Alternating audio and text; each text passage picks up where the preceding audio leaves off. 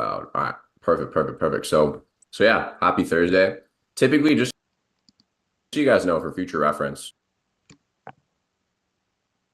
these Thursday sessions will typically be live trading. So we're actually like looking at the charts in real time, potentially entering positions live together on session.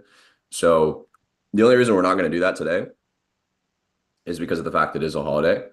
And typically, when we have a US holiday, markets are going to be very slow. There's still going to be some movement. There's still going to be some trading. There's still markets that are open. For example, Canadian markets are open. Obviously we got the London session. All those major banks are still trading until 12 p.m. Eastern. So there's still going to be some movement. But for us to have an ideal trading environment, at least for the way that we're trading, market maker methods, understanding the major institutions or who we're wanting to trade in alignment with, holidays aren't the ideal day to be trading. So we won't actually be taking any live trades today. I mean, unless there's something that's just like, we got to execute kind of thing, but it's less likely just because it's a holiday. So we will be doing some kind of in real time charting. I'll kind of just walk you guys through what my process usually looks like when I am on the charts to take live trades. And then there was a request, and you guys let me know in the chat if this is if this is something you guys still want to dive into. But yesterday there was some interest in top-down analysis specifically. So if that's something that you guys are wanting me to dive into a little bit more on today's session, just to see if there's a lot of people that are still wanting that, just drop a one, just one. You don't have to blow up with like a bunch of ones, but just like one individual one. We'll see what the demand is. Oh, so the Bermuda Triangle is a real thing. Something to do with different electromagnetic forces. Dang. I've cruised to Bermuda twice and never had a problem. That's good. Desmond knows to avoid the Bermuda Triangle. Okay, amazing. Cool. So we'll go into top-down analysis as well. So typically this is what it'll look like, right? Thursday morning. Previous recordings are, hold up. These are available until either Sunday or Monday through the Zoom platform. You just have to register to view the recording. And then everything's going to be up on ECA. We're just working through some fixes. So if you guys could relay that to your teams as well, just let everybody know, because there's been a lot of people that have reached out to me personally, whether it's on Instagram or Solex dropping comments on the posts. Just let everybody know we're working through a couple bugs on ECA so that I'll be reflecting accurately, hopefully by next week for live sessions. So live sessions will be through ECA, and then recordings will be up on ECA as well. So we're just working through those kinks, but yeah, they are going to be up on ECA, but I would say for now, take advantage of those two Zoom recording links, because it's the same recordings as what will be uploaded, but you're able to access them now. You don't have to wait for them to be up on ECA. Okay, cool. We can take a look at EuroCAD since there was a Monara setup. But perfect. So typically when I'm coming onto the charts, if you guys have questions, feel free to just drop them in the Q&A section as well. And I'll do my best to address those as we're on the session. Q&A should be at the top of your Zoom. If you're on your phone, if you're on your computer, it should be somewhere on the screen as well. So feel free to drop questions. But basically, my main focus when I'm on the charts in the mornings is going to be these right here. And typically I'm only actually executing trades on these four, but I'll look at these, other tickers, if you will, other assets as well during New York session. And then of course you have the indices. So things like NASDAQ, S&P, and US 30. These are typically what I'll be taking trades on, is either these three, or if I'm liking the looks of a currency pair, I'll look to position myself in a currency pair as well.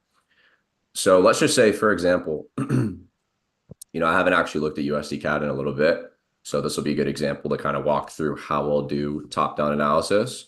And the cool thing is with top-down analysis, the biggest thing that you're looking to align for yourself is more or less, what are the time frames doing, higher time frames down to the smaller time frames, of course, hence why it's called top-down. How is everything in alignment with one another? Because the markets are fractal. And this is something that I probably will actually still go a lot deeper into, specifically understanding market structure This will be a training for next week. But basically put, just basically, because we're going to dive deeper into this next week. When we have a bullish environment where price is creating these higher highs and higher lows consecutively, let's say that this is, insert time frame here. Okay, this represents X time frame. X equals whatever you want it to be. It could be the daily time frame, it could be the weekly time frame, it could be the 1 hour time frame, whatever.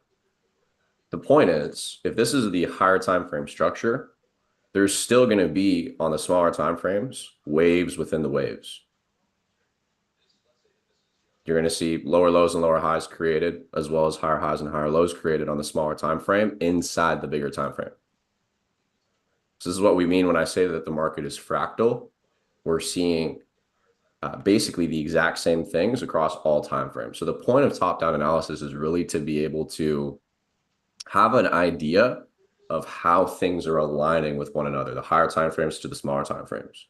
And the reason that we go top down is because we can identify an opportunity on a higher time frame, but then fine tune with a certain level of precision on the smaller time frames to get better entries. So that's kind of the purpose of top down analysis. And then what I'll look to do first is identify structure. So what is market structure looking like? Are we in a bullish environment? Are we in a bearish environment? And then based on that, I'll look for specific what we call points of interest. So as we've been talking about pretty much all week, institutions sell to buy and buy to sell. So I'll look for those kind of institutional candles, those order blocks as potential, opportunities for entry. And I'll mark them up on all the time frames as I'm going from top down, especially the most relevant ones.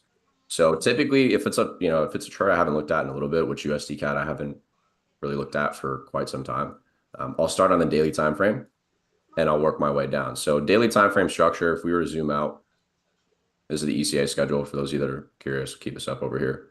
But if we're taking a look at market structure, I mean, pretty much since the end of, or kind of the middle point of 2021, like we've been bullish longer term. And even since we take a look at the beginning of this year, we've been trending to the upside. An interesting thing, when it comes to considering market structure personally, that I like to do is I'll look at the line chart. And the line chart, the difference between the line chart and the candlestick chart, this is a very minor detail, by the way. Don't write this down as if it's, the biggest deal in the world. It's just something that I prefer to do because it doesn't take into consideration wicks. So candlestick charts, if we take a look over here, there's a wick up here. Where's some other prominent wicks? We got a wick down here and so on and so forth. Wicks on every single candle, basically. Some more profound than others. This one over here is pretty profound as well.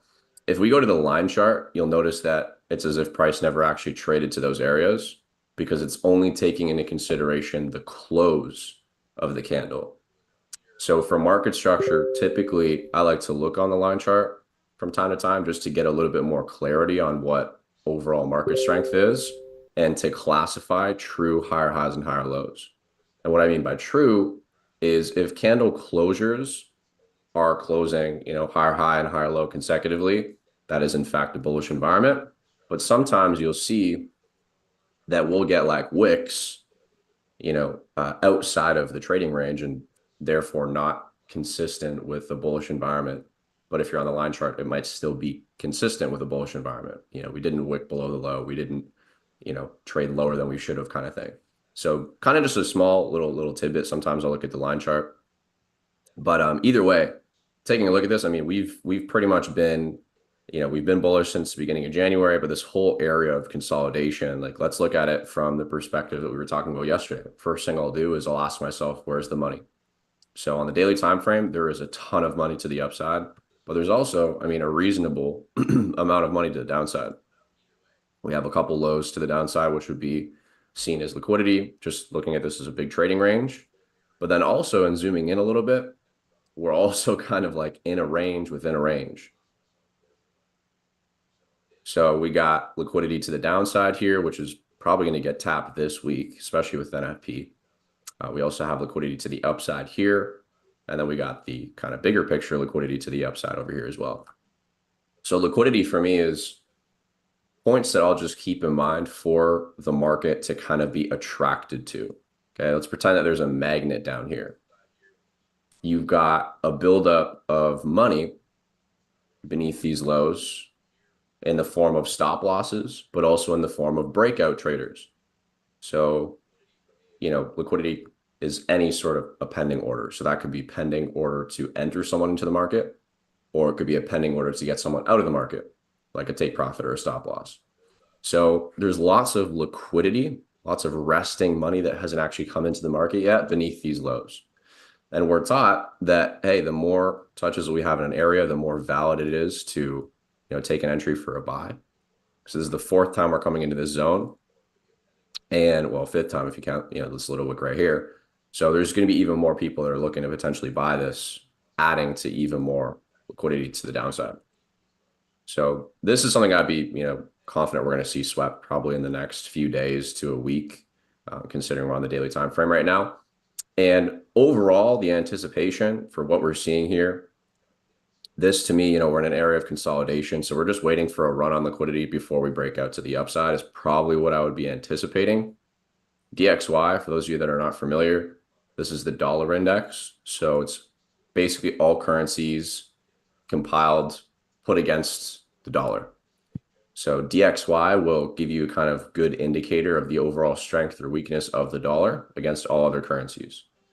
So if I'm looking at USD CAD, I'll look at DXY and see what DXY is doing. And based on what DXY is doing, kind of infer that, okay, cool. If we're in the midst of, seeing some sort of a pullback here, because we've seen consecutive down candles, odds are we're probably going to be seeing the same thing on USD CAD, which, aside from one other day here where I think there was a big news event, we've been consistent in alignment with DXY. So yeah, so that's, just wanted to share that too. I'll look at DXY, get an overall bias for the strength or weakness of the dollar, and then take that and apply it to, the currency pairs that I might want to be trading.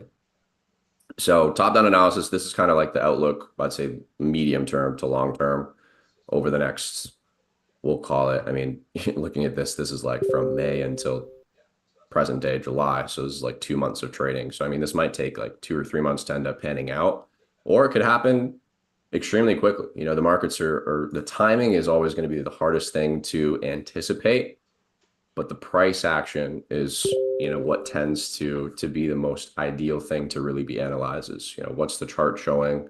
Where's the money? And on the, the flip side of that, the second thing that we'll look to do is identify points of interest. So for me on the daily time frame, there's not really too much that I would be looking at as overly significant. Aside from the liquidity that we've identified, there's, maybe a couple other areas that are a little bit farther away from where we're presently at that we could consider. But just in an effort to, keep this relatively short and sweet, we'll just transition down to the 4-hour time frame now. So I'll start on the daily, go to the 4-hour next, and then so on and so forth after that. And we'll walk through this step by step. Usually, by the way, and this is kind of the exciting point that everybody can look forward to getting to on this call, is for me as I'm walking you guys through this, like speaking through what I'm thinking or kind of looking at. This top-down analysis is probably going to take like 10-15 minutes just with me coaching you guys, kind of walking you guys through this. But it gets to a point where for me, when I'm just doing this independently, it takes me like 3 minutes. 3 minutes to do a full top-down analysis and know with a high level of confidence exactly what I'm looking for and exactly what I'm looking to pull trigger on. So that's the point that everybody on this call should strive to get to. There's 4 levels of learning. I got to give you all this sauce. Hold up. We're going to come back to this. This is fire. You guys got to take notes on this. There's 4 levels of learning. All right. I'm going to type these in the chat as well. The first level of learning is this: unconscious incompetence, which basically means, write this down. This is like probably the biggest nugget of gold on today's session, aside from the chart stuff. So the first level of learning is unconscious incompetence, which states, I don't know what I don't know. For example, before you were a trader, you didn't even know what there was to know about trading. You were unconsciously incompetent. You didn't know what you didn't know.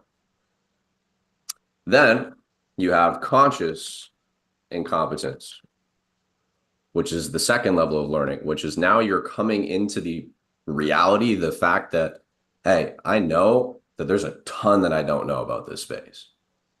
You just got started in trading. You're consciously incompetent now. You know that there's a ton of stuff that you don't know. But in tuning into these sessions, putting the reps in, going through the pre-recorded material, being on live calls, practicing, back testing, implementing, you eventually will get to the third level of learning, which is conscious competence. And conscious competence means you're starting to get to a point of knowing, but you still have to think about it. You still have to think about it. You still have to be actively engaged in fulfilling the task. So an example, one of my favorite examples with this is tying a shoe. And we'll go through all the 4 levels with this example as well. Daniel, we'll get back to that in a second. So tying a shoe. Before you knew how to tie a shoe, you were unconsciously incompetent. When you're a baby, you don't even know what a shoe is. You don't know what you don't know. Then you get to a point of conscious incompetence. Oh, my parents are, tying my shoes. I don't know how to do that, but they're tying my shoes. This is cool. Then you get to an age with conscious competence where you start to learn to tie your shoe. They're teaching you through spaced repetition. You've visually seen them tie your shoes, as well as support you in going through the motions. You get to a level of conscious competence. Now you know how to do it, but you still have to think about, okay, I got to do the bunny ear, got to do the other bunny ear and tie my shoe. So you're still having to think about it. And the last level of learning, and this is the level that everybody on this call should be striving to get to, is unconscious competence. Because now you know, and you don't even have to think about it. You don't even have to think about it. It's like second nature to you. Like, I can't remember the last time I looked at my shoelace to tie it. Like, I'll be in conversation with people on my way out the door. I could do it with my eyes closed. I could do it backwards, maybe not backwards. I've never tried it to do it backwards. It might be a little bit weird, but you guys get the point, right? When you get to a point of unconscious competence, you can do it in your sleep, basically. So it's the same thing with trading. It's one of those things where, for me, I'm at a point of unconscious competence with this stuff, with top-down analysis, with smart money concepts, with market maker methods. So this walkthrough of top-down analysis, we started on the daily. Now we're on the 4-hour. And we're going to go through probably three more time frames. And it'll probably take about 15 minutes because I'm going to walk you guys through it step by step. But this, for me, when I'm doing it in real time, not explaining it to anybody, takes me like 3 minutes to do this. So everybody on this call, your goal should be to get to unconscious competence. And it's going to take time. The only way you can get to the 4th level of learning, where it's second nature, you don't even have to think about it, is 2 ways. Number 1, it's actually doing it yourself in your own time independently. And if you have questions, getting those questions answered through active application on your own independently. And number 2 is through observing other people doing it. Those are the only 2 ways you can get to the 4th level. There is no other way of getting to unconscious competence. You have to be actively applying what you're learning, and you have to actively be observing someone who knows the material and is to a point where they're illustrating it or teaching it to you. So, little sidebar, I wanted to share that because that's a really important concept to take in and consider, is the 4 levels of learning. So with all that being said, coming back to the charts, 4-hour time frame, we can recognize that we're in this zone. We've been in this zone since May. And at least for what we've seen this week, we had a bit of bullishness on Monday, right? If we take a look at overall what happened this week, where did the week start? We started pretty much right down here, right? This is where market opened. You can kind of see there's a gap here. Immediately, we traded to the upside, swept this liquidity. Looks like we respected this high over here, and then market just melted. And now we're looking to potentially hunt these lows as well. But we're starting to redistribute or kind of chop a little bit sideways, but we might see this going into NFP tomorrow. All right. So as of right now, 4-hour time frame, and what we're seeing with order flow, just the overall flow of orders is certainly bearish. And we're at a key point because, hey, we know there's money resting beneath these lows. All these lows to the left, we got, this low already got taken out, but we're creating, potential liquidity as we speak as well. Being that it's a holiday, there's typically tons of liquidity that builds up on holidays. And something to the left that's actually catching my attention is we kind of have a sell to buy motion back here where this would have been in April. We had a couple, areas of liquidity, not the cleanest in the world, not like too many touches of an area, but more or less there was this low, which price came and, we took it out, came back into a couple last down candles before this up move. And this was ultimately a sell to buy motion that allowed us to break above these highs, right? We can see we closed above this high, retraced, and then we went crazy. So to me, one thing that I'll just acknowledge is that, hey, there might be potentially some reason for price to return to this area if it was in fact a sell to buy kind of motion, which in this case, definitely looks to be a possible scenario where that was a sell to buy. And knowing that there's a bunch of liquidity here, as well as kind of this low right here too, is liquidity, maybe we'll see over the next few weeks to a month to a couple months, whatever, however long it takes, maybe we'll see price return into that area and then we trade to the upside. Or maybe we just run on these lows, don't necessarily come all the way down into here and trade to the upside. So this is what I'm thinking or seeing as of right now. Hey, there's liquidity to the downside right now. We're close to it. We could get a bounce and just leave these lows for later. I would be curious to see though if we end up getting that sell to buy. And after we get the sell to buy, that's when we look for the opportunity to enter on the pullback and the mitigation of the institutional sells. Okay. So there is a point of interest over here, fair value gap as well for those of you that are familiar. But that'd be something I'd maybe just consider. I would just keep it on my radar screen, throw an alert on my chart, and be curious to see if price comes back, into this area, just because of the fact that we did come and, we swept some downside liquidity, came into a potential order block back here as well, and got a big move up. So we haven't returned back into this yet. So it's possible that we do. But aside from that, 4-hour time frame, we obviously had a bit of buy to sell motion back here. So I might even be curious to see, when price returns, if and as to when price returns back up here, what might happen on, the flip side of things. I'd be favoring buys because we're close to buy side liquidity, sweep the buy side liquidity and then go, is what I would anticipate for buys. But there's also this point of interest we could come down to. There's also this point of interest we could come up to. It's just a matter of which place we go to first, at least on the 4-hour time frame. So yeah, that's where we're at on the 4-hour. If we go to the hourly time frame, there's we've obviously just been bearish. We consolidated a little bit here. And then going into New York session yesterday, we ended up selling off really aggressively. And now we're still just kind of in this area of, slowing down price action, right? Price is starting to get a little bit choppy, slowing down. And here we are on Thursday, right? This is what we did on Monday. Monday, we traded to the upside. We created the high of the week. And now we've ever since Monday pretty much sold off, and we're in the midst of potentially creating the low of the week here. But I would be confident that the low of the week is going to be created tomorrow because it's a holiday today. Friday, being that it's NFP as well, lots of volatility. It's quite likely that we see some wild volatility in the market where price wicks to the downside and creates the low, beneath these lows, or even some of these lows. It doesn't necessarily need to take them all, right? All of these are kind of individual areas of liquidity that price could run on. But this is more or less what I would be looking for and kind of just waiting for. But there's nothing, aside from what we've already got kind of marked up on the 1-hour time frame, there's not really anything of interest for me as of right now in terms of what we're seeing. There's liquidity to the upside. Price could retrace. I like this imbalance up here, fair value gap. For those of you that are familiar, we'll be doing a lesson on that next week. And we could look for, shorts for sells, but because we're closer to buy side liquidity, I feel like there's a good chance we sweep the lows and get buying opportunity before price gives us this retracement for potential sells.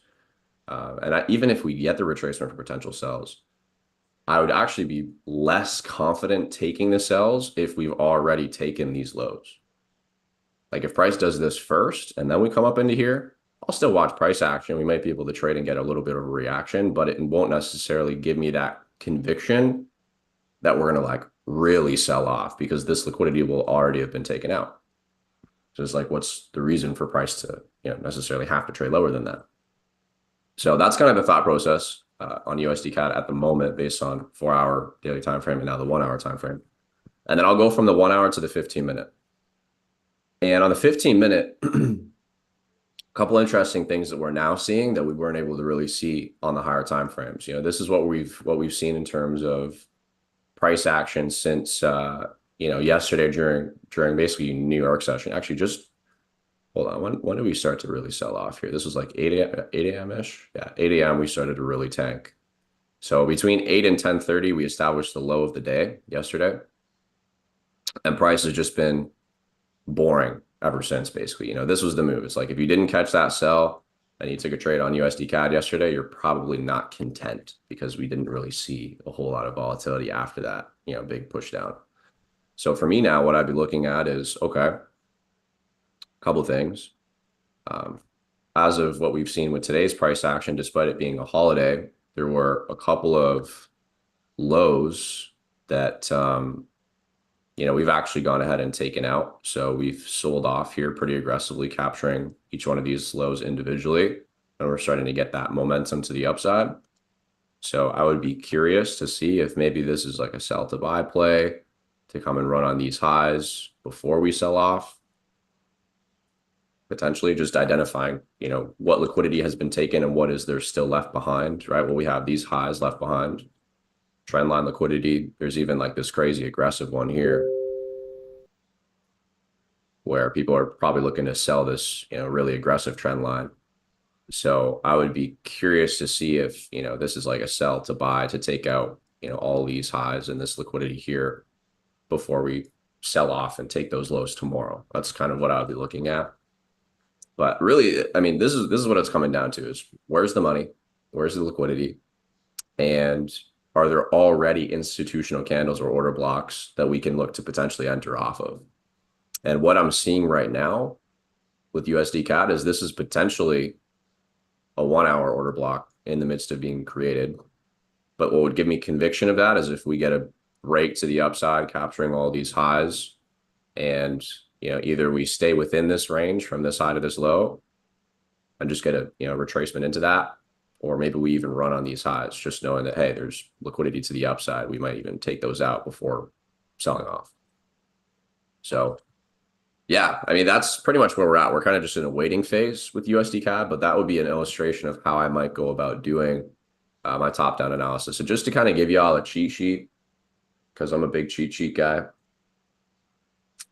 Let me pull this up quick for y'all.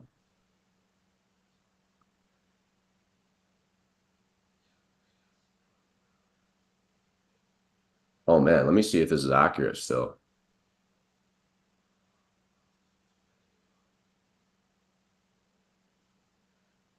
Hold up. I might have to make a more simple to understand cheat sheet because this one's kind of a bit overwhelming. This is like an older one. I'll pull it up anyways.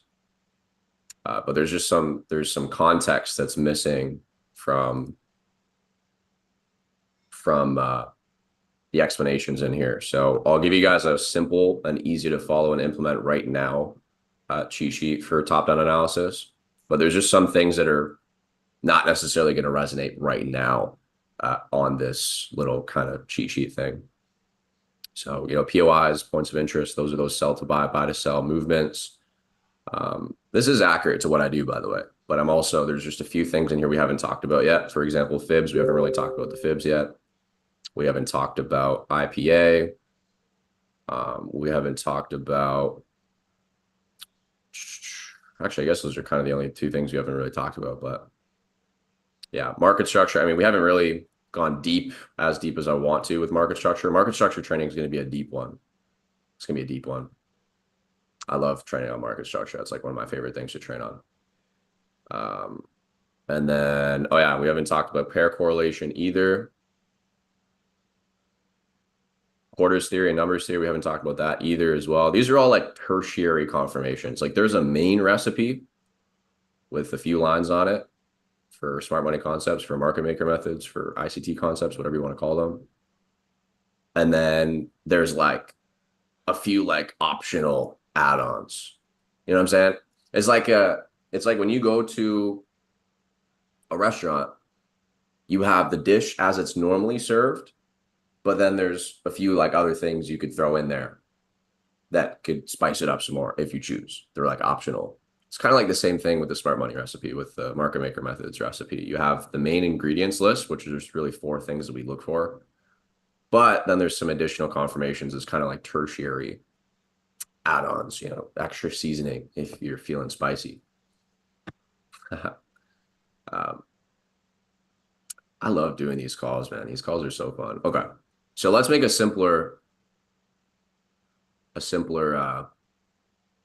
cheat sheet, one that's more easily going to be applicable for you guys right now. Oh boy, we're pulling up the whiteboard. Here we go. Okay. So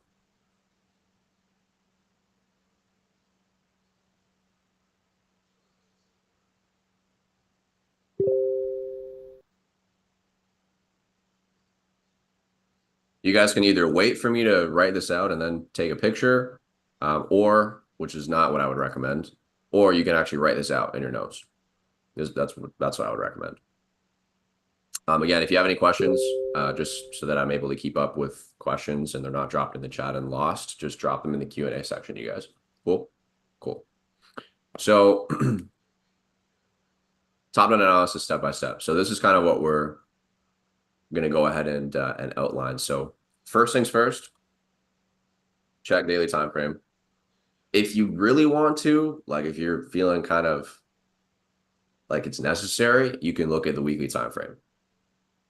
But I'll be honest, for the vast majority of us, it's not necessary. And if you were to look at the weekly time frame, it's probably going to take you like 2 seconds to really see what's going on. And it's really big picture, really, really big picture. Whoa, can y'all move did somebody just move this? Did y'all see that? That was crazy. Okay. Please leave my whiteboard. Yeah, y'all are moving my white. Hey, man. How do I? Oh, my goodness. This is a group whiteboard now. Zoom is always coming out with these cool updates. Okay. Anyways, please leave my drawings alone. This will make the class more understandable. Right. So number one, I'm checking daily time frame. What am I looking for on the daily time frame? Market structure is the first thing I'm looking for.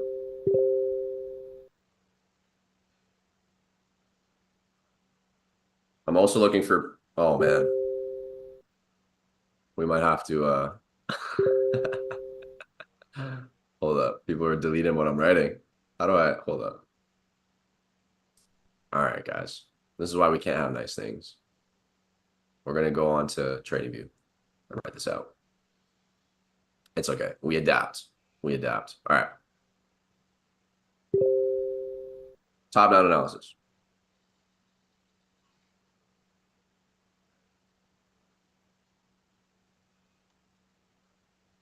TF just means time frame. Check daily time frame. What are you looking for? Market structure. POIs. POIs. What is a POI? A point of interest. POI equals point of interest. So those sell to buy motions and those buy to sell motions is what we're talking about when I say POIs.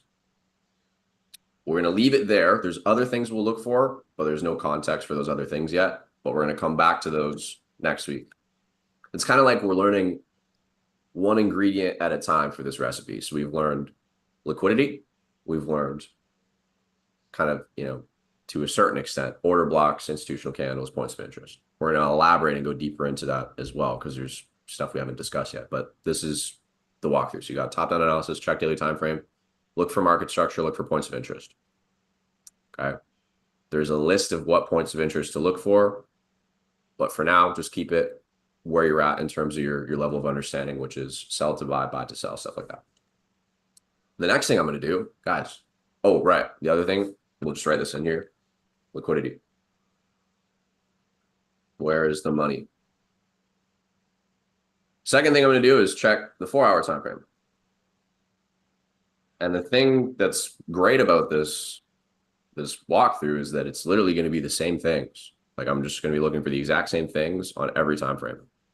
But I'm not going to look for all of what's present on every time frame. I'm just going to look at what's the most relevant and the most current, kind of most up to date, the closest to where we are in terms of price action, and so on and so forth. So I'm not going to look for absolutely everything I see, but just what's the most relevant in the current trading range is typically what we'll look for. It's like, okay, cool. This is the current trading range. We're in the state of a potential retracement.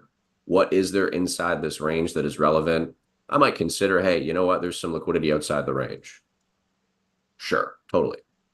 But for the most part, what I want to look at and look for are points of interest and internal liquidity that's inside the range. Cool. So third thing I'm going to do, check 1 hour, 15-minute. Let's do this 1 hour and 15-minute time frame.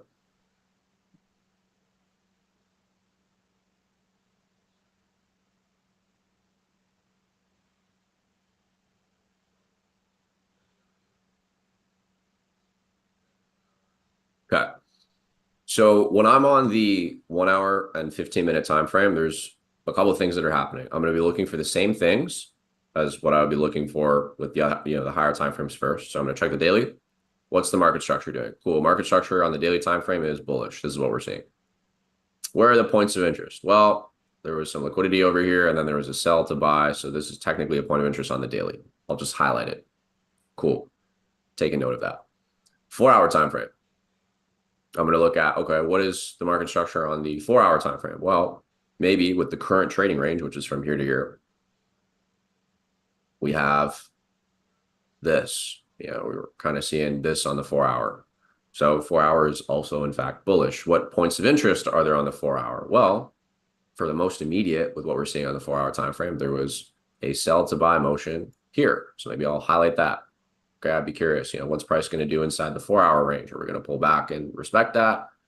Are we going to break structure to the downside, shift in momentum, that kind of thing? And then the same thing I'm going to do on the 1 hour that I just did on both those other time frames. But in addition to this, if I have a 4 hour time frame or point of interest already, chances are it's also going to be there on the 1 hour. But I might have a more refined entry based on the 1 hour time frame. I might get more clarity on the 1 hour time frame for this institutional candle on the 4 hour. So it's almost like you're taking a magnifying glass, you're looking a little bit closer, and you're allowing yourself to have more clarity on where you should put your entry, where you should put your stop loss based on the fact that you're looking at a more zoomed in perspective. And I'll illustrate this with an example in a second, not just me doodling.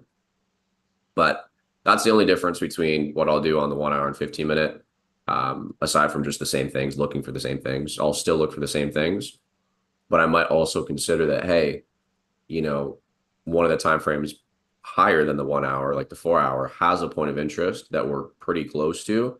Maybe I'll just take a look and see if I can refine what my entry would be based on the 4 hour to be a little bit of a tighter stop loss, maybe a little bit of a more refined entry based on what I'm seeing on the 1 hour. So to put this into visual perspective beyond just this little cheat sheet, which, by the way,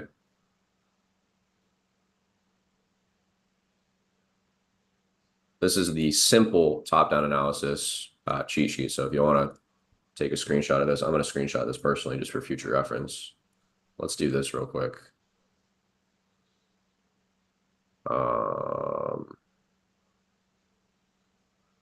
Horizontal, go to 0. Okay. I'm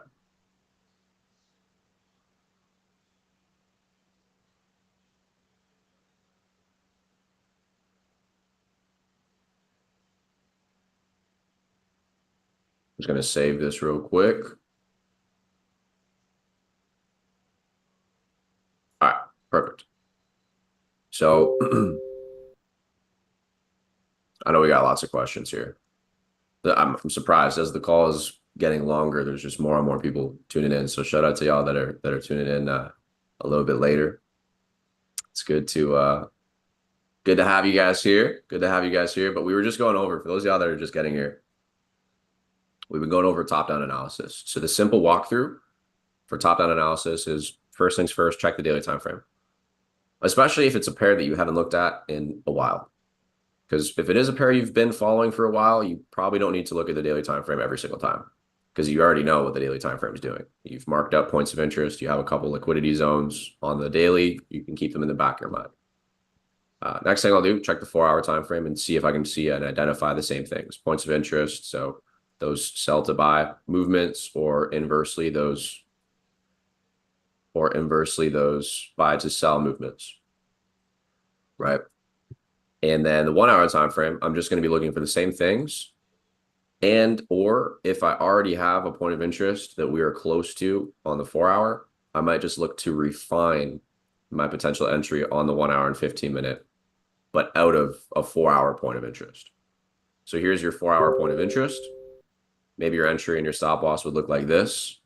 But if I'm on the 1 hour and the 15-minute time frame, I can see where the true institutional candle came into play, which is this one right here. So my entry is cut in half with a tighter stop loss. That risk to reward is basically doubled now.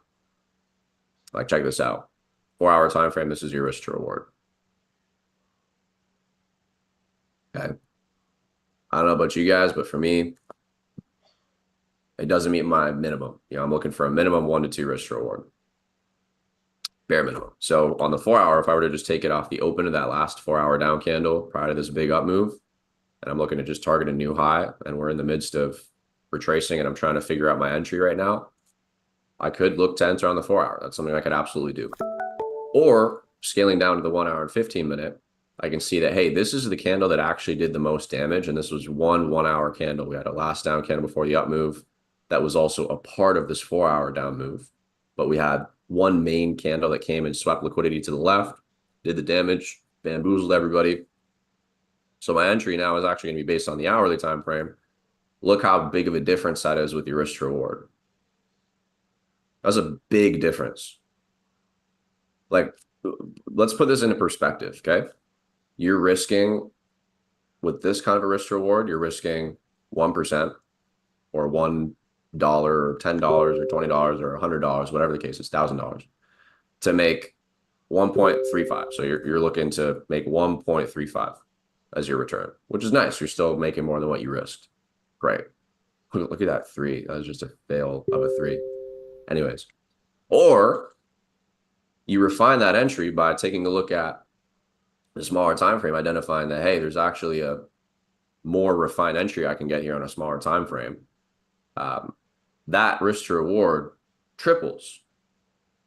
All you did was scale down one time frame, and you're seeing a risk to reward of 1 to 3.3, which now we're talking. Now I'm risking 1 to make 3 times what I'm risking. How neat is that?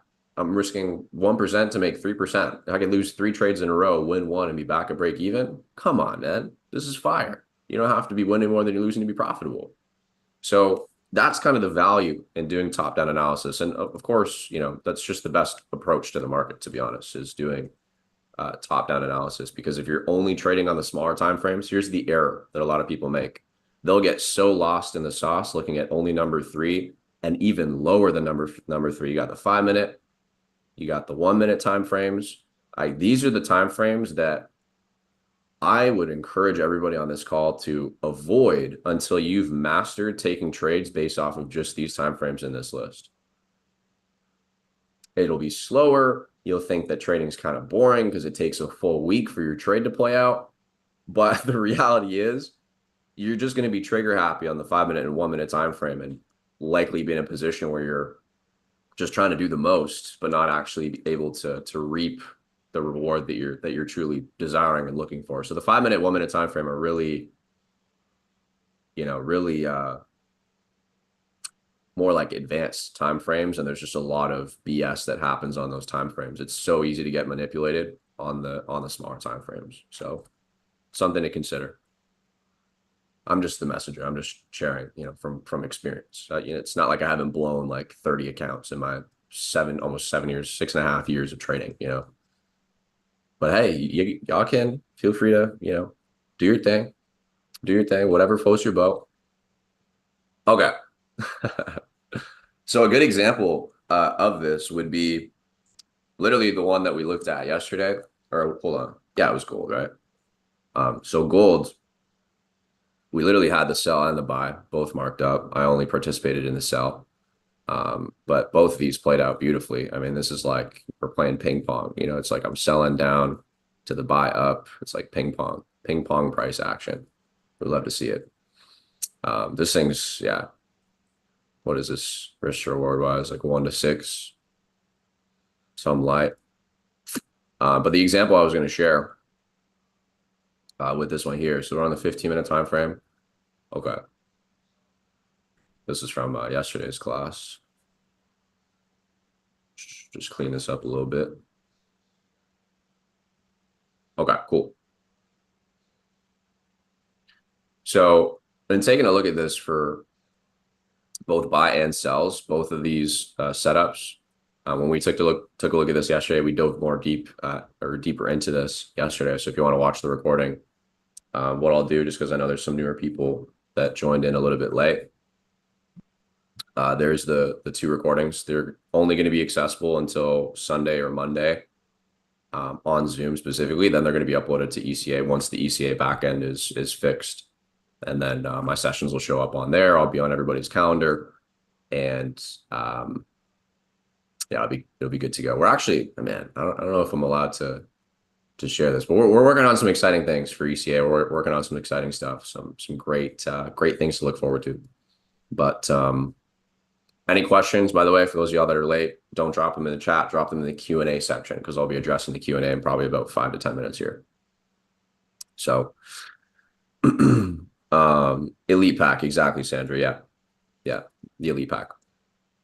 So, okay, if we're taking a look at what we're seeing on screen, this is the 1 hour time frame. So 1 hour time frame, cool. We can identify some liquidity, and we talked about this yesterday. We got highs and lows, and we're in this range, kind of just bouncing around. But one thing that I can't identify, that I was able to identify with more precision, was this entry based off of this last up candle before a down move. So I can see that on the hourly time frame, hey, we got the last up candle prior to price selling off and creating more liquidity to the downside. Price is then coming down here. We created relatively equal lows, also swept some liquidity as well. But nonetheless, there's a reason for us to potentially come lower and sweep these lows and take out all the liquidity to the downside before we fly. That's the perspective, or kind of way I was looking at this.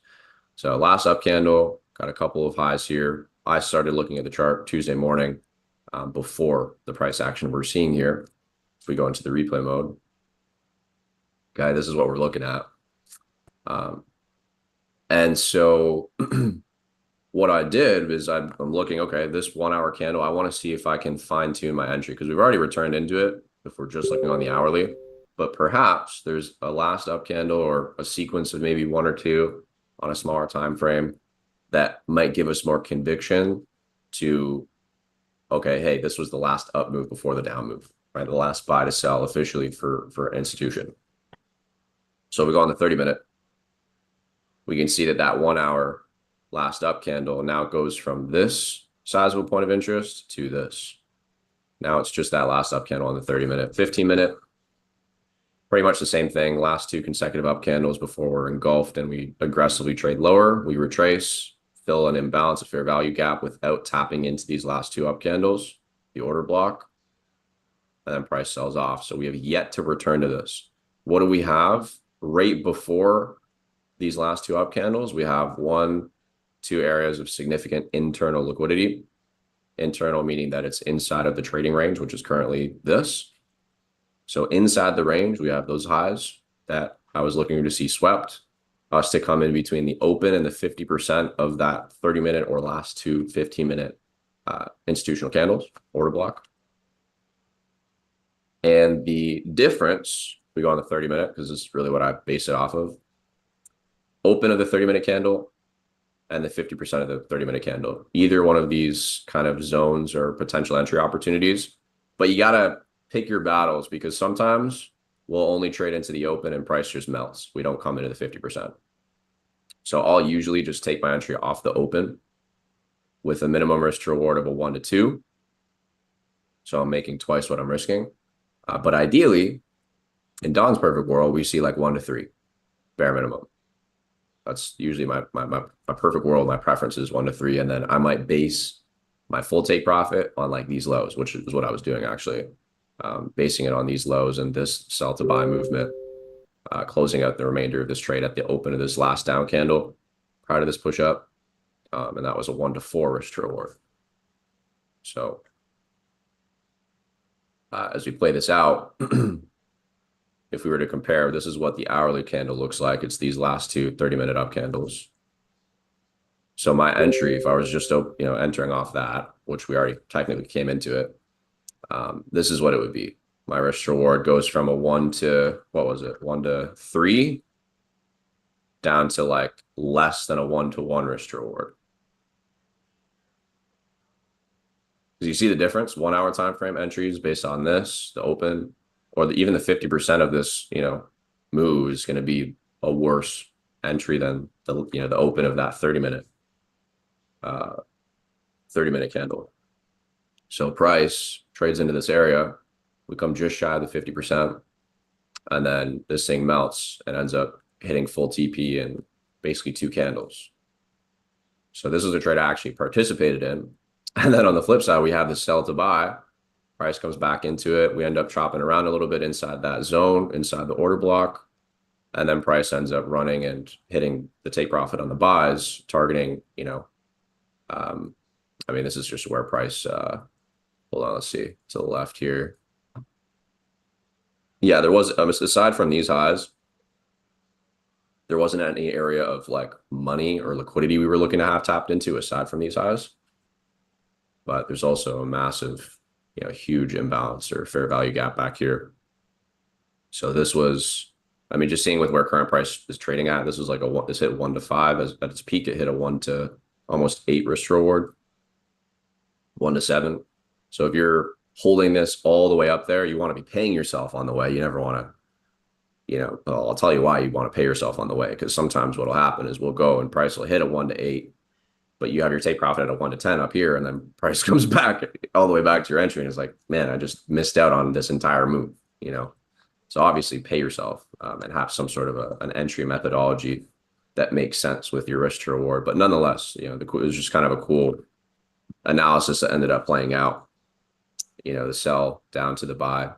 I just didn't end up partaking in the buy because of the time that we came into the zone and the price action and the duration that we spent in the area left me a little bit hesitant because I was still seeing these lows as potential liquidity to get run on. We just didn't end up running the lows in this instance.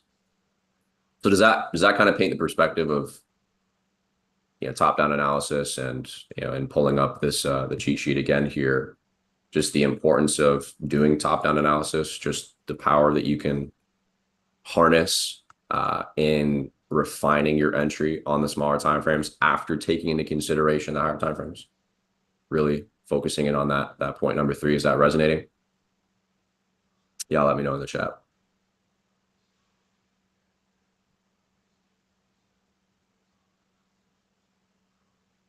All right. Again, questions, drop them in the drop them in the Q&A. Manara and Donnie having a baby. Yeah, that's a funny one. It just made me giggle. Shout out to Joey one time. That was funny. Yeah, we're making a baby. It's going to be called Market Maker Methods on ECA. Yeah. I need to watch it a few more times for it to sink in. Absolutely. Okay. So I did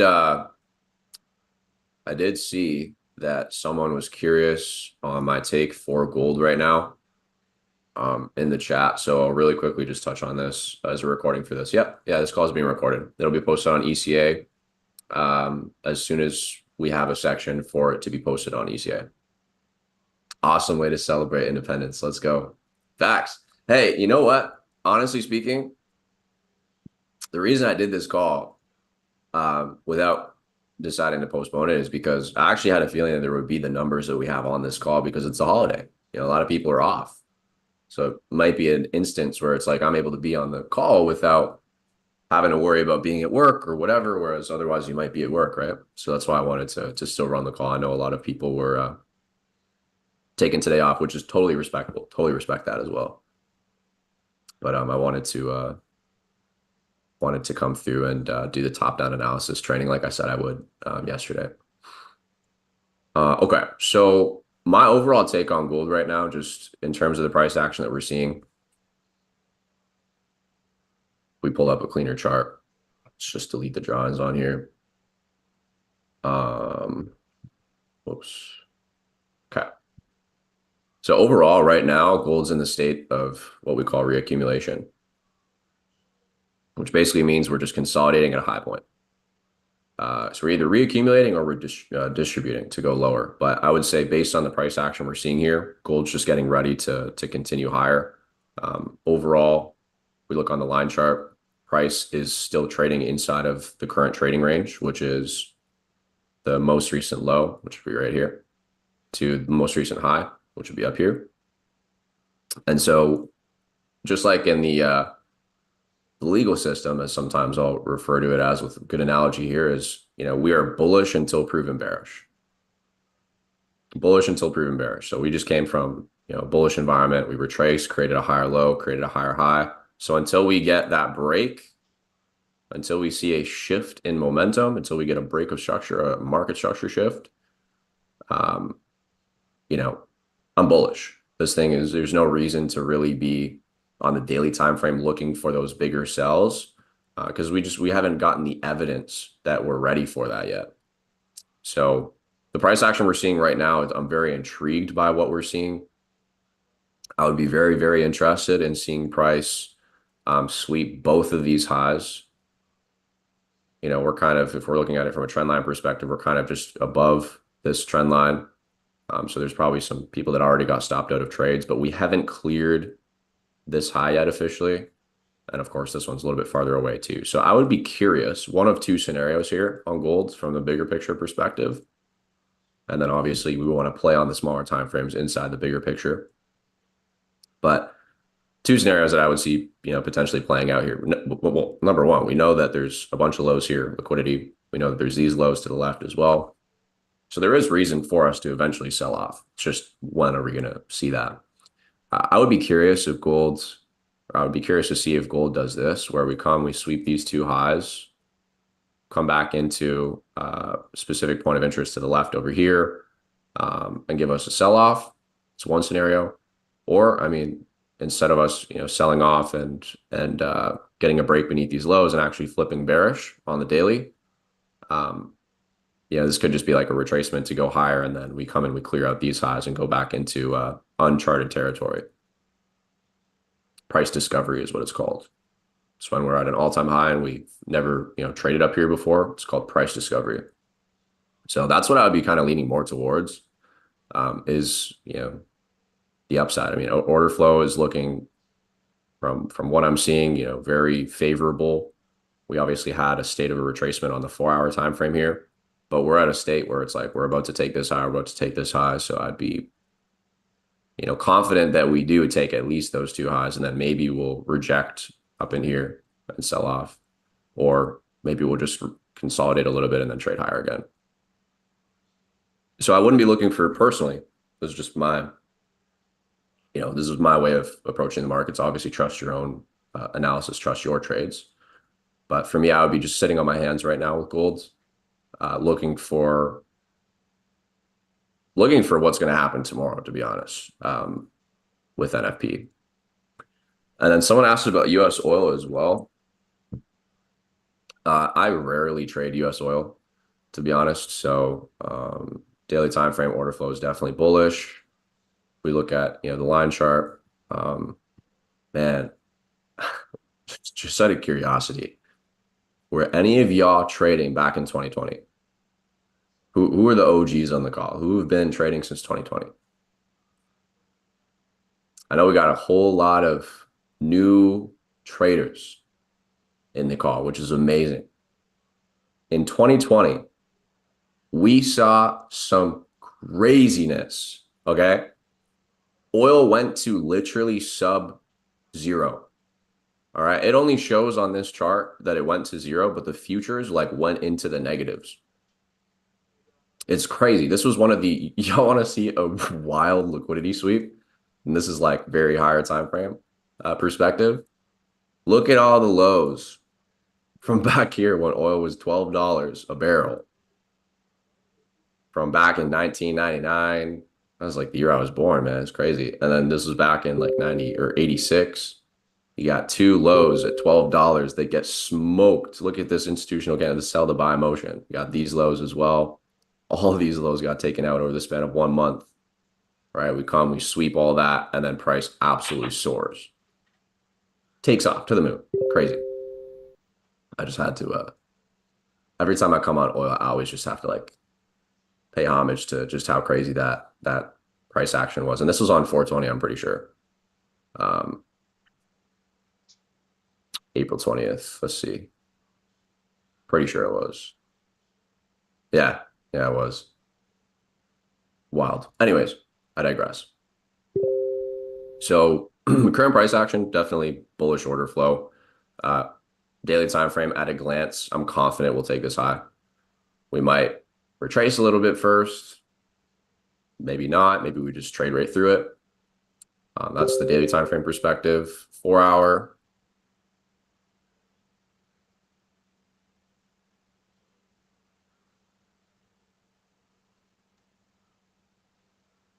Yeah, it's not. I mean, we saw a run on liquidity back here with this wick. This wick came in, swept some lows, and then we see price obviously float to the upside. We did just get a nice mitigation out of this last down candle right here. Down candle before this swing up. We came back, traded into the open, and it looks like we're going to continue higher. Breaker block, order block, fair value gap, imbalance fill as well, for those of you that are familiar with all that jargon. But yeah, for me, we're just trending, we're really trending since the beginning of June. So for me, my ideal scene is I don't really look to execute until we have, on some sort of a time frame, consolidation. Consolidation is the starting point of any market, or any market cycle, I should say. We start in consolidation, then we'll see an expansion, and then one of two things will happen. We'll either get a retracement and a continuation, or you get an expansion, and instead of getting a retracement, you get a reversal where price expands, to the upside, and it breaks out of the upside, top of the range. Then we retrace and continue. So for me, when we're in this kind of a market environment where it's just trending, for me at least, there's just a little bit less motivation to look for entries. Not that there aren't any entries, and there absolutely are, but I might just be a little bit deterred from looking for an opportunity or position. 15-minute time frame though, I like this. That last down candle, right? We can see that there was definitely some. This is from, I think there was news. Was there news? Hold on, let's see.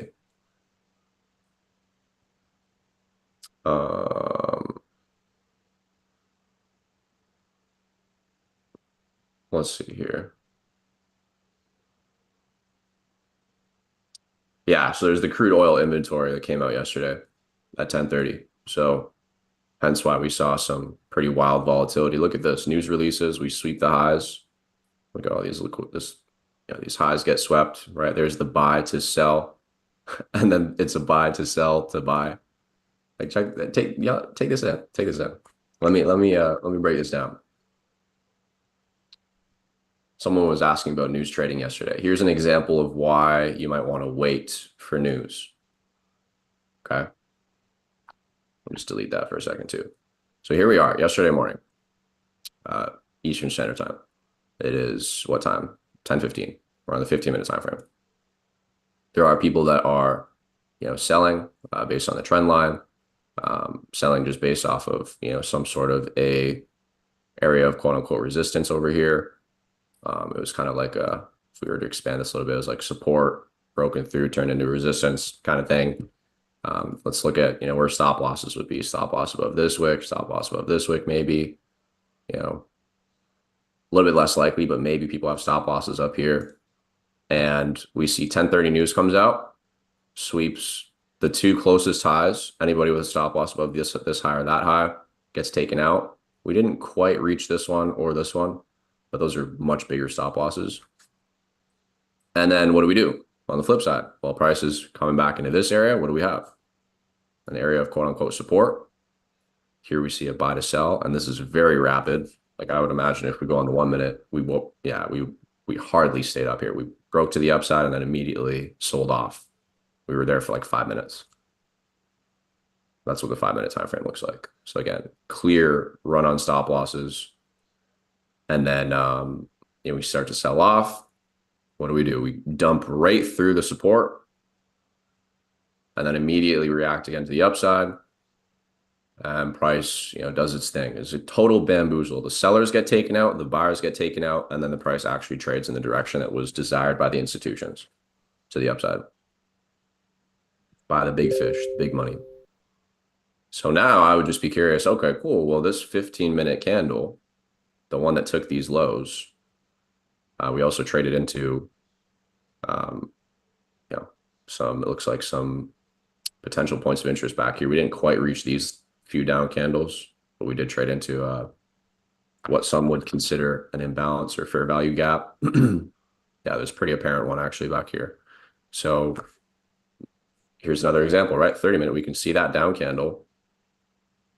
But if I'm entering based off the 30-minute time frame, that's my zone versus the 15-minute, that zone is cut in half. I'm just focusing and honing in on that last down candle specifically, that last kind of institutional down candle, that FU candle that kind of took out stop losses. It kind of screwed over the early buyers. And then, that's kind of where we're at right now. 15-minute time frame, I mean, we did pull back again. We didn't quite reach that last 15-minute down candle, but I might be curious. If I was someone that was trading oil on a regular basis, I might be curious because I'm understanding that, hey, we've been bullish. If I'm looking for trades, buys are going to be the play right now. And it just so happens that we got this last 15-minute down candle, which we did. I mean, to be fair, smaller time frames, we did already kind of come back into this zone. But there's still, I mean, maybe we came into it. Let's see. 5 minutes. Let's see. Just curious.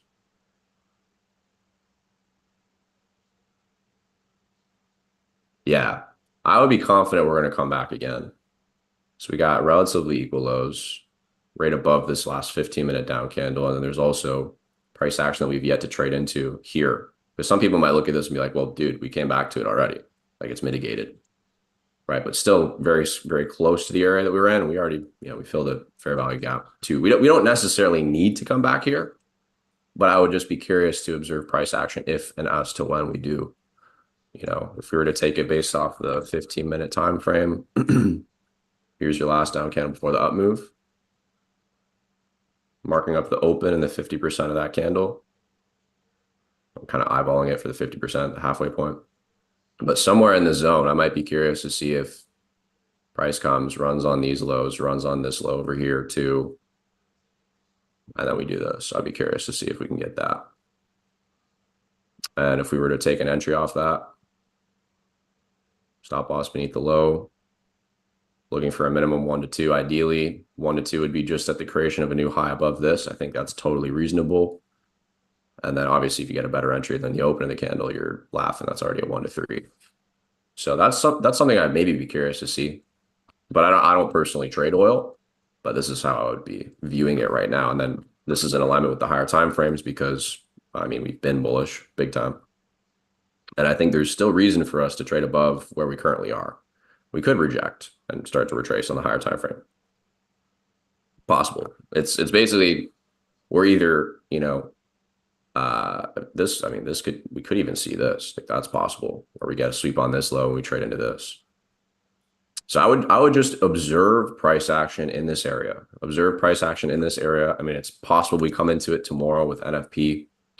I would probably wait to see how price action is printing in this area. If we get an immediate reaction from the zone and it's like a strong one with conviction, like we go right to basically a breaking above this high and price is just off to the races. I might even be okay not taking it when price is in there just because I want to see, are we going to run this low? Are we going to come a bit deeper and take a worse position? But I'm always looking for high probability setups. So high probability setups. Why might this not be one? I mean, we could definitely sweep this and come into this area over here. It's possible. So watching price in real time as we come into this area, if we get that conviction that, hey, price is going to continue to the upside, perfect. I'll look for an entry. But it might not be directly off the open of this last down candle, just because it is possible we could sweep that liquidity. We could sweep that liquidity beneath this low. So, I mean, you could even play it kind of similarly to how I did with US 30 yesterday, for those of y'all that were on the call, where it was like I had the entry, I entered off the open, and then I knew that, hey, I want to wait for a open and close beneath this low before my trade's invalid. So we could wick it out just with a wick, but as long as we're not getting a candle body closure beneath that, I'm still in the trade kind of thing. So instead of setting a hard stop loss, if you're in a position where you can be on the charts kind of thing, real time, that's a good way of, going about it too, as long as you're risking properly, the way that you should. So that's my perspective on oil. I think we have more room to the upside. We're currently very bullish. In order for us to be bearish, realistically speaking, we got to take this low on the hourly.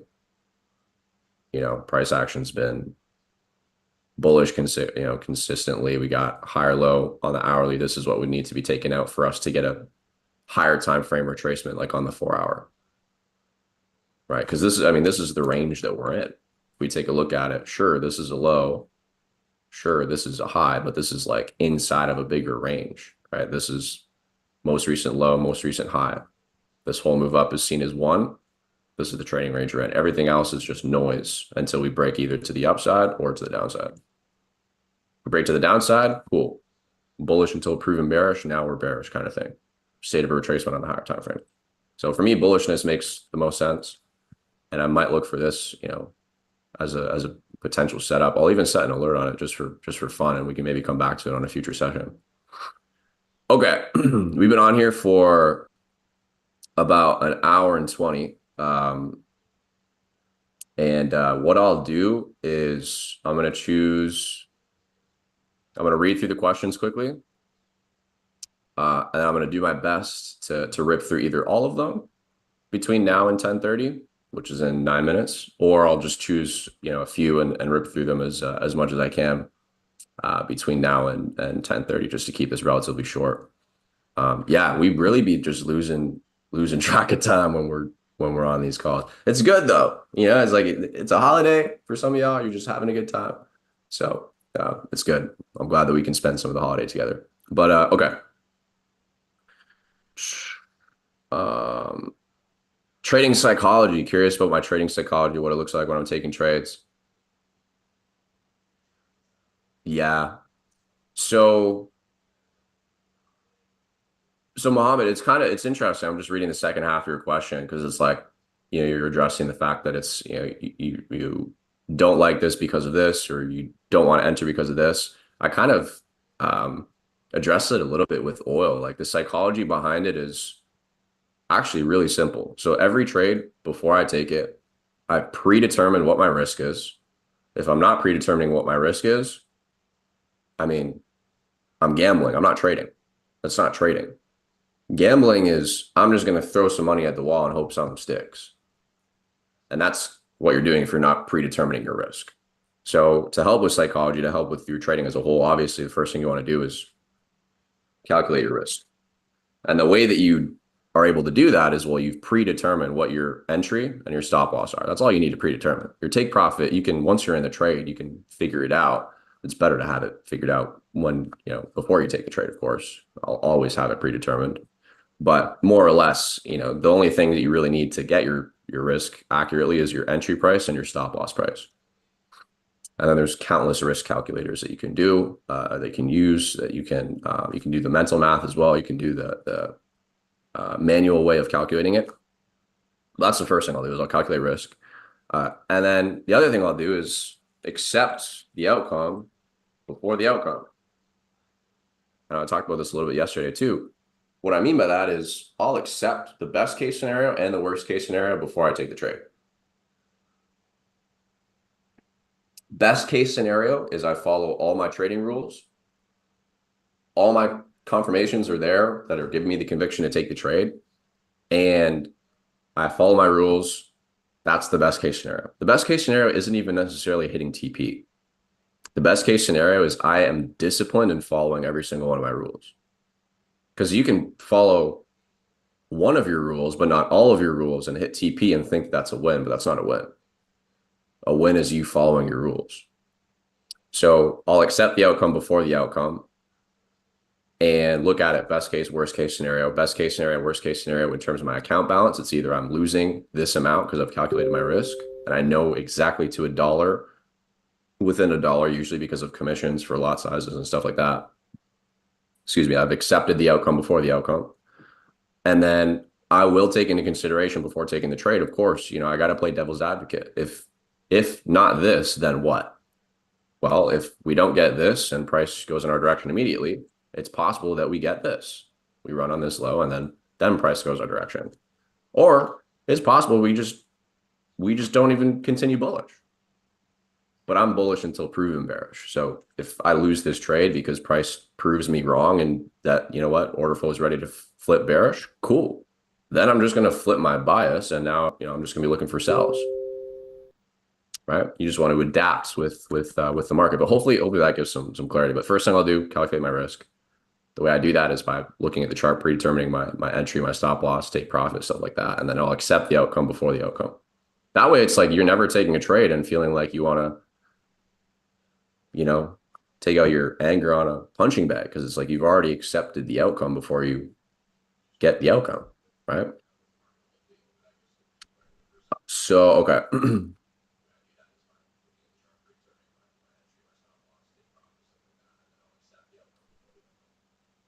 Daffy, I'm not sure I understand. Oh, okay, you did follow it up. Actually, I'm just seeing it in the chat section. So how do we take and analyze a signal from Monara using super trend? I would imagine you're meaning like top-down analysis.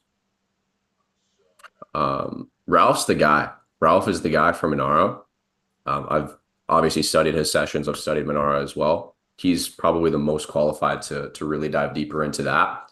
But the way that I would take and use kind of what I shared on this session with top-down analysis with Monara is I'll just take a look at, okay, what time frame did the scan or the trade idea, get shared from? Because it'll tell you, if it's the Monara bot, it'll tell you. If it's Ralph or one of the other educators sharing an idea with Monara, they'll tell you, hey, this is the time frame, where you can see with the picture, the visual. And I'll be like, okay, cool. Are we trending in that direction? You take just like what Ralph says. First thing you want to do is check and see if the trend is in alignment with what the trade idea is. So if Monara came out with an idea like what we're seeing here on oil, we're in a bullish environment. It's a buy setup. Perfect. The first box is checked off. And then I might just consider doing a bit of my own analysis and being like, okay, cool. If that trades on the 15-minute, like it is, I might pull up oil quickly because this was one that hypothetically Monara was calling out. And I might look on the hourly and be like, okay, cool. Well, what's the hourly time frame doing? Well, 15-minute, we're looking for a buy. Hourly time frame is absolutely bullish. Perfect. I can quickly look and see, okay, this is in alignment with the higher time frame bias and kind of directional momentum. So hopefully that's giving some clarity. What pairs do I trade? These are my mains, not including the indices. The indices are also something that I'll trade. These are what I trade like actively, but I'll look at everything you're seeing on the right here for New York session during New York. Another way to identify a trend would be colored EMA/SMA, right? So when you say EMA, you mean exponential moving average, and then SMA is simple moving average, right? It's definitely a good way of gauging trend for sure. I mean, I personally will just do it based on price action because the indicator is just going to lag. Like an exponential moving average or a simple moving average are just going to lag, but it'll still give you the right indication of trend overall for sure. How many taps of liquidity do you check before confirming a region is a liquidity zone? Technically, every single high and low is a zone of liquidity. So for example, if we're taking a look at this oil setup or the chart that we have on screen, technically this is liquidity. Technically, this is liquidity. Technically, where we are right now, above it is liquidity and below it is liquidity. Like there's technically liquidity everywhere, but the depiction comes, and what we really look for is, hey, if there are multiple touches in a zone, the more liquidity there is on the other side. Because there's new traders that are looking to position themselves based on the new touches in a certain zone. So if we have, let's say, just for example's sake, you have, one low that was established here. When price comes back to that low, there's going to be, I don't know, just to have some fun with numbers. Let's say 100 traders take a buy because they can see that this is forming a double bottom. So now 100 traders are in the buys. Then when price comes back down and touches a third time, now there's 500 more people that enter buys. So there's only 100 at this point because it was only the second touch. Now there's a third touch. We almost, quintuple or whatever that is. Quintuple, right? Quintuple times 5. We quintuple the amount of traders that are entering the position. If we get a fourth touch in a zone, there's even more people that are coming into the market for buys. So there's just even more and more liquidity that's going to be built up beneath that area. Buyers looking to trade higher, stop losses beneath the lows. New stop losses setting up beneath the lows, but also people that are looking to take sells when we break the zone, those pending orders are there too. So that's all building up in the form of liquidity beneath those lows. People that are looking to enter into sells because they're trading a breakout. And then also people's stop losses that are looking to trade the zone as support.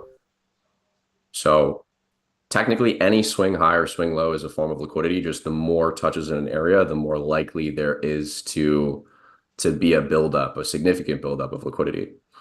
Can I do top-down analysis on gold? I think I did. Did I? Right? Kind of. A little bit. I think I did.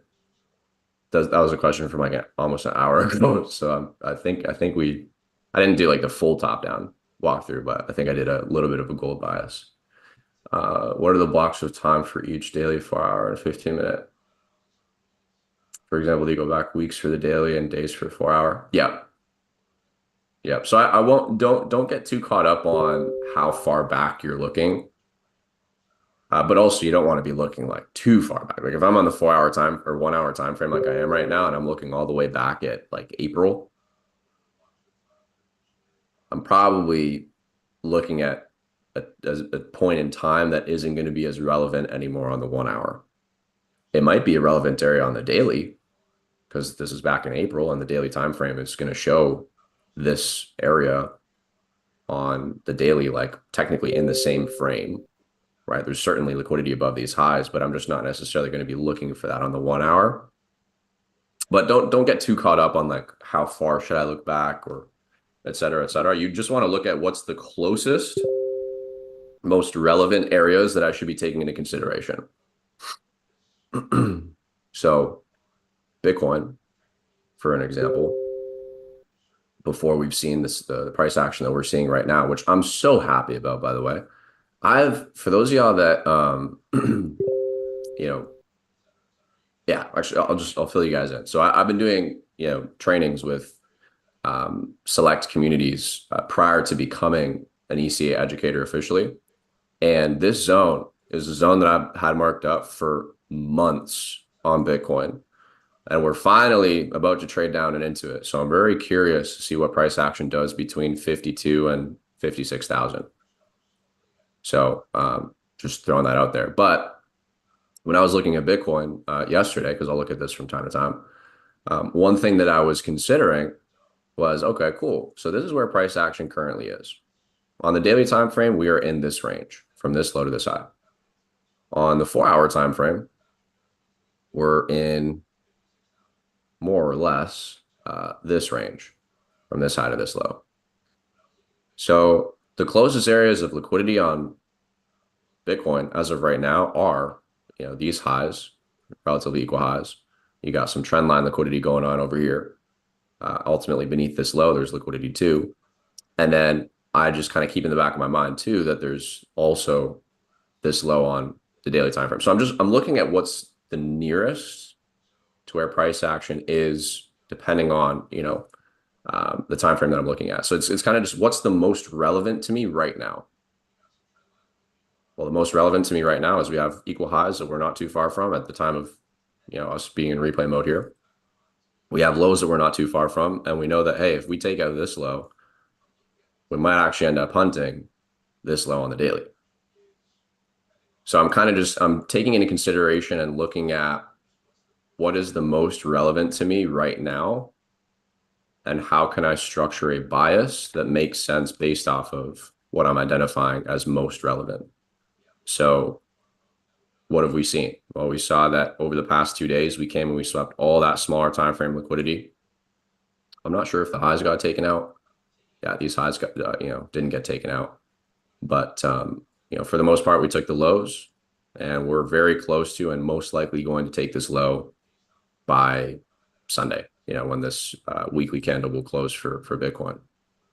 I could be wrong. Maybe we respect the zone and we don't end up taking it. We don't trade into this. We'll see. But I'd be confident we're going to take that low, because you got to imagine, right? Daily time frame low. There's liquidity sitting under here, man, for sure. For sure.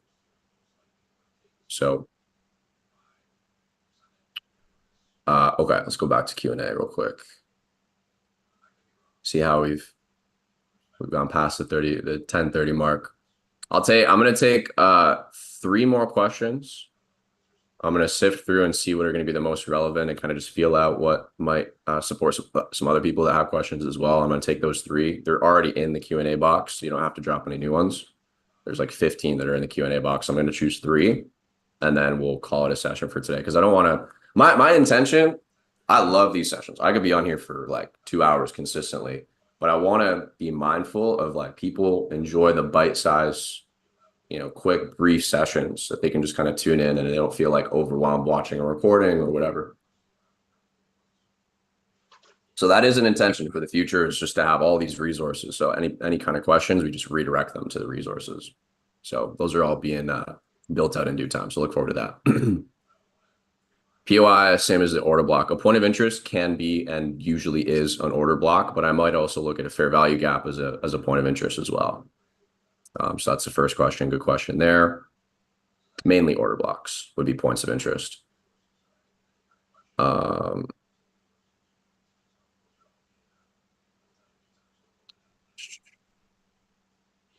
That one was already answered as well.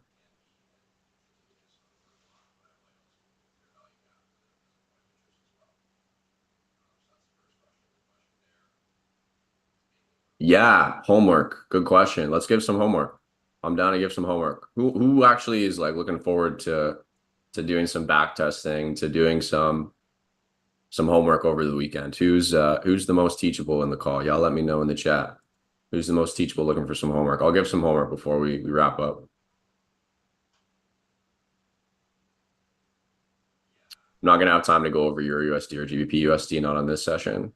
But usually this won't be an educational and teaching session, by the way. These Thursday calls are going to be like live analysis, live trading. The only reason it wasn't today was because of the holiday. What's my take on silver? Very similar to gold's. Practically the same. I'm extremely bullish on silver. Extremely bullish. I want to see us, yeah.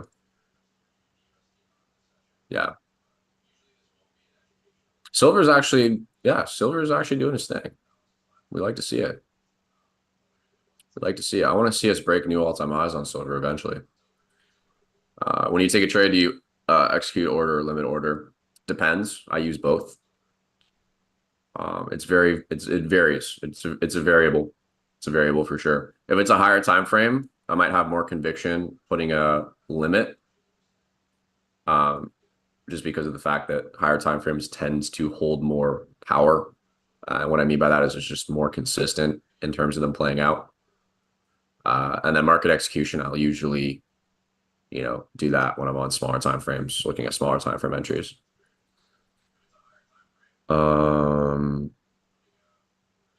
What time Eastern should we be looking at the charts? Best time? Well, every time's a good time. Every time's a good time to be on the charts. There's just more volatile times. Anytime that you can dedicate to the charts, I would encourage you to. But the best time, or my preference, is from 8 a.m. until 12 p.m. Eastern Standard Time. And usually the window that I'll actually execute trades is from like 9 a.m. until like 10:30, 11. Yeah, a lot of people are asking about EMA and SMA for trends. Absolutely. Definitely feel free to use those as well to gauge trend. Can you talk on support and resistance? What's your take on gold? I did go over gold briefly on this call, so when the recording comes out, feel free to check that out. Um, don't understand what an order block is. Perfect. I'll be diving into order blocks more deeply next week. So just make sure that you're able to tune in either for that session live or the recorded version. Next week, there's two things that I really want to go over. So, well, there's actually, yeah, I'm gonna figure out what exactly the lesson structure is gonna look like next week. But fair value gap, that's one thing I want to talk about. Order blocks, different types of order blocks. These are, that's something I want to talk about. And then of course, market structure and Fibonacci as well. So those are like the three kind of lessons that I do want to bang out. It's just a matter of when it's going to make sense to go into each of those. Correlations between gold and Bitcoin. I wouldn't weigh the correlation between gold and Bitcoin, to be honest, as having much relevance. There certainly is correlation. There's correlation around on a lot of things though, and it's, you gotta kind of play it by, or you want to take it with a grain of salt. Take it with a grain of salt because two things that might be correlating might have no reason to be correlating, right? It's not necessarily, a correlation that I would personally be too fond of I wouldn't really I wouldn't look at golds if I'm looking to take a Bitcoin trade just to get a feel for, if they're correlating or not. Bitcoin and Ethereum, absolutely. Those two correlate very well. Gold and silver, absolutely. Those two correlate very well. GBP USD and Euro USD, those two specifically correlate very well. But cool. How can I analyze the market perfectly? By putting in perfect practice, doing the right things long enough consistently. That's how you can analyze the market perfectly. Cool. So that's it for questions. I'm gonna stop the questions there, but I will assign some homework. So here's the homework. Okay. And we'll you know what? This is how we're gonna do this. I'm just having this idea. For homework, when you're done your homework, you can feel free. You don't have to do this, by the way. It's just an optional thing. It's kind of like turning it in. You turn in your homework for review. If you feel called to, what you can do is with some of your homework, you can post a story, be like doing some homework for next class or something like that. Post an Instagram story, post a social media story, tag me in it. And then I might be in a position where I can give you some feedback on the homework that you give if you're in a position where you feel called to tag me on social media. It's totally optional. You don't have to do this. The biggest thing is just doing the actual homework. Whatever you do is good. Something is of course better than nothing, but back testing is the biggest key, and that's the homework that we're going to be giving. So homework, what day does it say? July or 2024. Okay, and then you guys can screenshot this in a second. So let's do this real quick.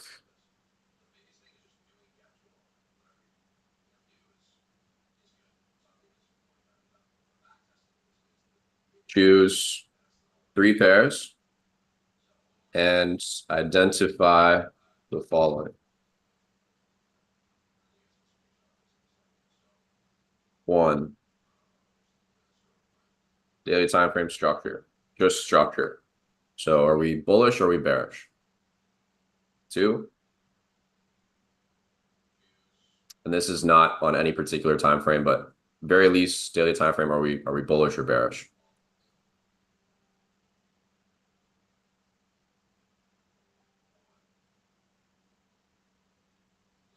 Number 2, identify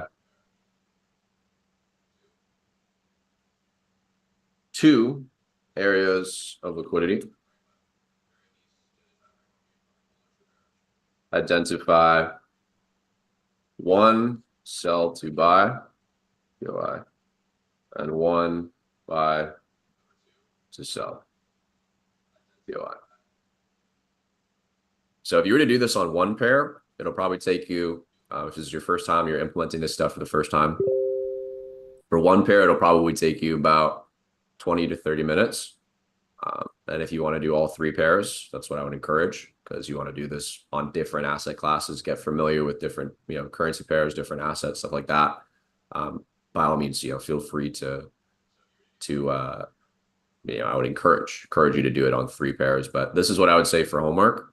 You don't have to post a story of all of the homework, because you're going to be posting probably a lot of stories, but just post one story, just finished homework, whatever. Feel free to tag me on Instagram. And then if it aligns, if there's an opportunity to do so, I'm happy to give some feedback for those of you that do the homework. POI means point of interest, and we'll be talking more and more about that on lots of sessions. It'd be easier if you could refer back to your classes. So these are the two recordings that are going to be posted on ECA. They're only available until oh, great question, Lena. Yeah, let me be a little bit more specific. NETF means any time frame.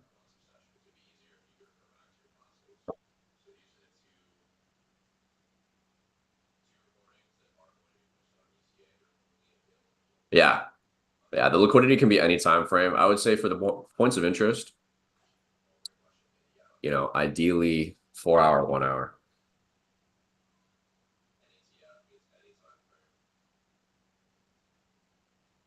It's usually the ideal scene. So yeah, that's actually a good point. Thanks for pointing that out, just for clarity. But yeah, what you can do is just post a story, and feel free to tag me in it. And then if the opportunity presents itself to give some feedback, I'm happy to. Or what I can do is maybe some of the homework I can actually share on one of the sessions next week and just give feedback on the call live. I might be able to do that for like 1 or 2 people. Are we going to be live tomorrow? We're not scheduled to be live tomorrow. If anything changes, I'll post it on SolX. SolX is where I am specifically. I don't have a Telegram, by the way. I saw somebody ask that earlier. But okay, cool. Yeah, and then last thing, just for those of you that don't have me on IG already, this is the IG. This is the one and the only IG. I do have a backup, because this one's been taken down a couple of times now. But feel free to tag me here if you got some value. Definitely encourage more of your team to tune in for next week's sessions. And in terms of the session times, we're Monday 7 p.m. Eastern, Wednesday 3 p.m. Eastern, and then Thursdays at 9 a.m. Eastern. And it should be by next week, should be everything should be resolved on ECA. I can't give for certain a timeline, but recordings on ECA, the actual live calendar showing up, me showing up on the ECA live sessions calendar. We're working on getting that resolved. So appreciate your guys' patience in the meantime. And then, yeah, I mean, the 2 Zoom recordings that are available until Monday or Sunday or Monday are in the chat there. So feel free to reference those. Like I said, they're expiring. So it's only going to be viewable using those links until either Sunday or Monday. TF stands for time frame.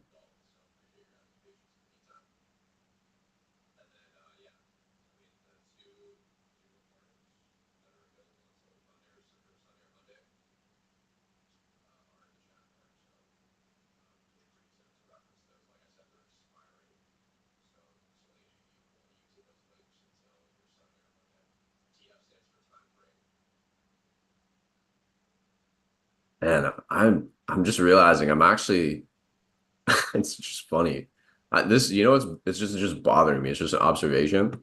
Is like I can't make this so that it's like centered text. You know what I mean? So it's like at the bottom and it just kind of looks weird. It's not centered, but I can kind of makeshift center it. Anyways, it's just funny observation. Do I have a boot camp anywhere? I do. But we're not going to be using the boot camp that I currently have. We're going to be structuring a boot camp more properly on ECA. Liquidity, if you're confused about liquidity, watch one of the previous recordings.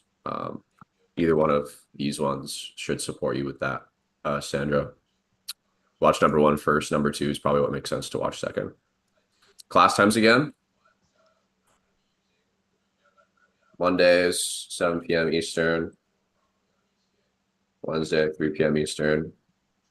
And Thursdays, live trading, usually live trading at 9 a.m. Eastern.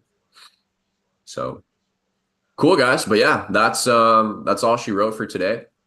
I'm gonna take a screenshot of this just so we can come back to it for next Monday's session. I'll check and see, in the chat who got their homework done, and then anybody that is in a position where they feel called to post on social media, I'll repost it.